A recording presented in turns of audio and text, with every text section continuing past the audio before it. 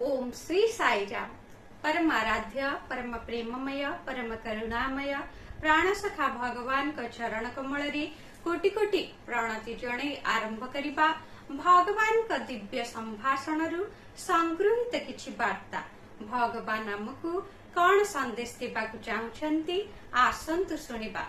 आजिकालीर लोके आधुनिक जीवन धारा प्रति अति आकृष्ट होई तासह आसक्त होई पडुछंती। आधुनिक जीवन ठीक बजारर पकुड़ी भली एहा खाली बास्नारे लोकंकु आकृष्ट करे। आउ अविवेकी लोक ही ताहा किणंती। भारतीयर स्वधर्म शुद्ध सनातन धर्म हेले मध्य बाह्य चाकचक्यर आकर्षण एथिरे नथिबारु इहा अवहेलित ओ उपेक्षित होई पडुछि।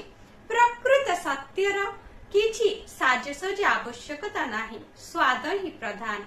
सनातन धर्म रे सत्य और दिव्य प्रेम जो परिमाण रे अछि ताहा अन्य कोनोसी धर्म रे नाही बा भविष्यत रे मध्य रही न पारे।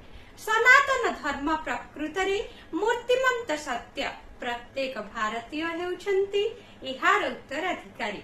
शुभ सकाळ, आपणकर दिनटी मंगलमय हेउ। जय साईराम।